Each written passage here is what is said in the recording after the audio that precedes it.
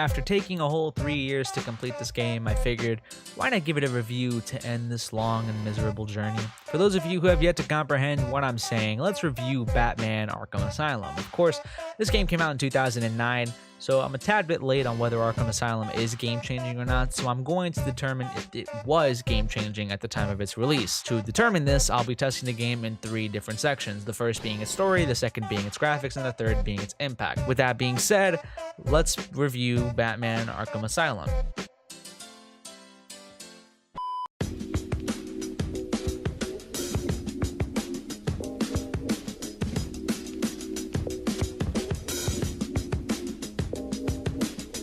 To understand how a story affects the consumer, let's look at a game like GTA 5. This game pushed the boundaries of storytelling from Quentin Tarantino type plots to interesting, factually correct, and emotional plots. It's a true tragedy that games today don't really follow this trend. Games like, thinking off the top of my head, I mean, Fortnite, I don't know.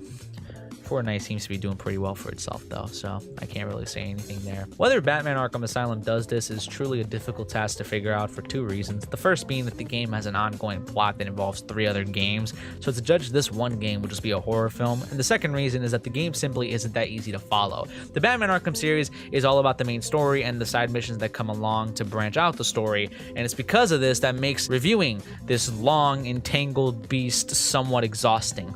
I've done it though. I've cracked the code. It's here. The full story, with all intents and purposes, Bluestuff Gaming, copyright 2019. You start off as playing as Batman, obviously, because this is a game about Batman.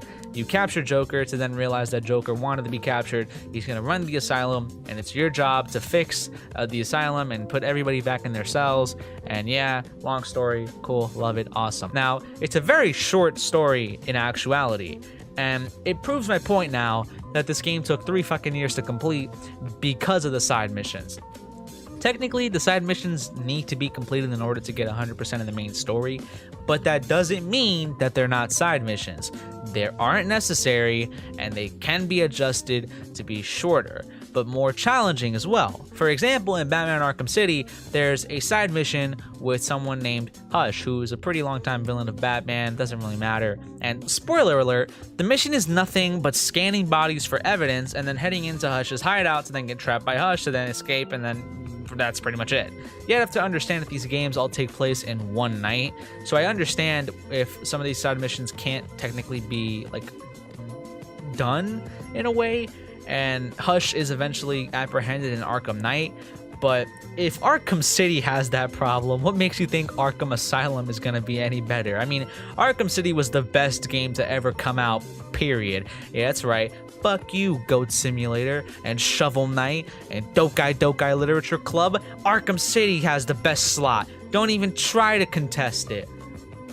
Okay, maybe you can contest it with Dokai Literature Club, but still, every other game, no, you can't contest it. Can't.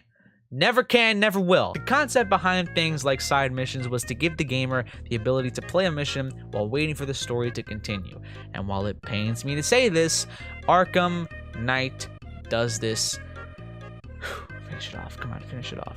Does this way better than any of the other games, but that shouldn't deviate from the main story, however. Batman Arkham Asylum's story is creative and well written, with a plot that stands out from many of the other games back in 2009, like Assassin's Creed 2 and Resident Evil 5.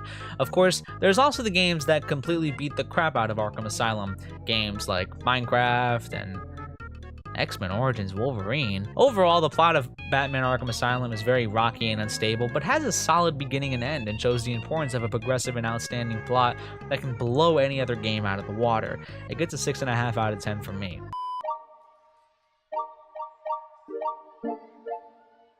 Graphics, while a small, simple part of the game that can be overlooked by the fans every blue moon or so, are quintessential in the art and design of a video game. So does Batman Arkham Asylum succeed in having good graphics? Well, let's find out. When Arkham Asylum was released in August of 2009, it ran under Unreal Engine 3, which at the time was the best of the best that was released. It had a pretty good engine to run off of, but the problem didn't lie with the engine itself, it lied within the gameplay. The controls were clunky, to say the least, and especially on a PS4 controller, controller, where the only change to the controls was the addition of the touchpad to open up the map. This led to many problems like glitching and delayed responses, and that was on Unreal Engine 4, which is supposed to look better than Unreal Engine 3, but it even fails at that. The characters in Batman Return to Arkham look way too comic-like, and for some reason have less detail than in the original Arkham Asylum and the Game of the Year edition on PS3. If anything, Return to Arkham had a huge downfall graphics-wise. The only few scenarios I can think of that made the graphics look halfway decent is in some of the cutscenes and in the final battle before the Joker boss battle, where the motion blur is just now fucking used to make the combat look nice. The best part is, that's the remastered edition, so the original has to be a damn nightmare to work with. It's gotten so bad that every time I try to record gameplay for Arkham Asylum, my PS4 will start to overheat and run like a fucking Boeing 787. This game has the worst graphics since E-fucking-T. I'm gonna give it a 3 out of 10 and gouge my eyes out, because Jesus Christ, who made this? Who made it? Who did it? I want to know. Rocksteady, you bastards. This last section is going to be devoted to the impact Batman Arkham Asylum had on the community of the Caped Crusader fans like myself. To be fair, I would like to take some time to talk about the Batman games that were mass-produced up the ass before Arkham series was released. Before there was Batman, there was man, and then there was Batman. That's how evolution works. Am I right? Am I right, Charles Dickens? Yep. Dickinson? Yep. Boom, fist bump. Just fist bump the dead guy. Ain't that nice? When Batman first came out, he was pretty innovative. It was dark, disturbing, and he wore his underpants inside out like a weirdo, because that's exactly what every male DC hero has to do in order to become a DC hero. The terrible description of Batman apparently caught the eyes of rich gaming company owners who wanted their dirt-ridden hands all over this franchise. As the years went on for Batman, so did the games, and boy was these things disgusting. Games like Batman and Batman. Also games like Batman. Did I forget to mention Batman? These fuckers kept being made, and time again they would be labeled as games without a real purpose. And then Batman Arkham Asylum came out. If you know the Batman community pretty well, you sometimes hear this: the Arkham series is the only Batman series that I like. And that's true to a lot of people, including myself. Before the Arkham series, there was no Batman game that people genuinely enjoyed for more than 5 minutes. So Arkham Asylum really set the standard for future games, regardless of the quality. If it wasn't for Arkham Asylum, there wouldn't be a Batman Arkham series, obviously, or even a Rocksteady for that matter. This game showed all other future games after it what it really meant to be a game of the year. Most importantly, however, without Arkham Asylum, there's a very, very good chance we wouldn't have amazing games like Batman Arkham VR and Arkham Knights.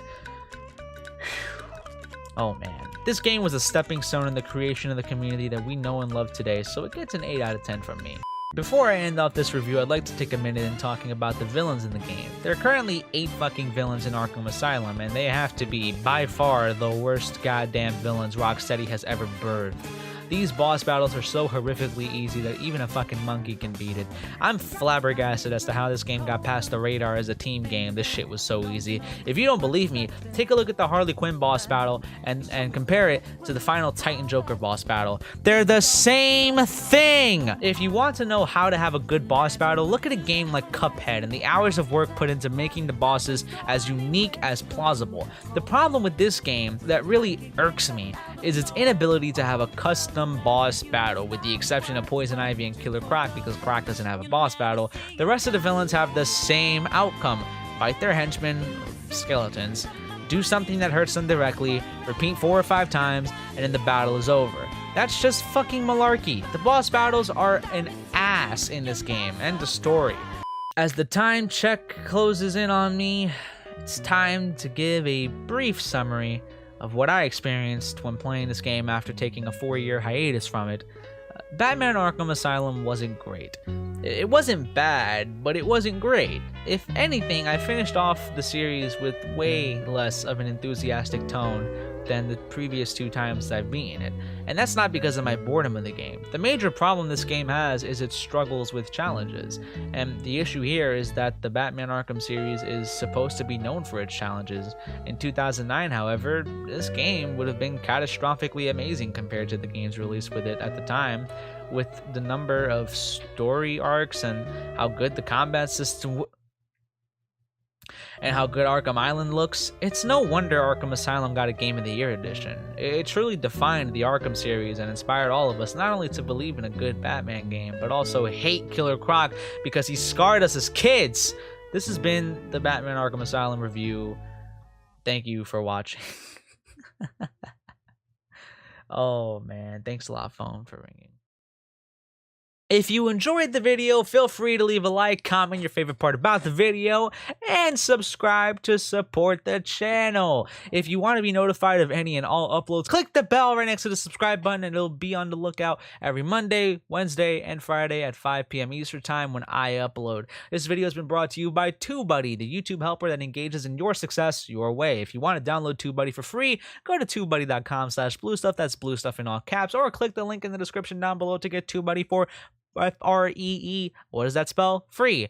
And as always, I will see you guys and gals in the next video. Bye-bye.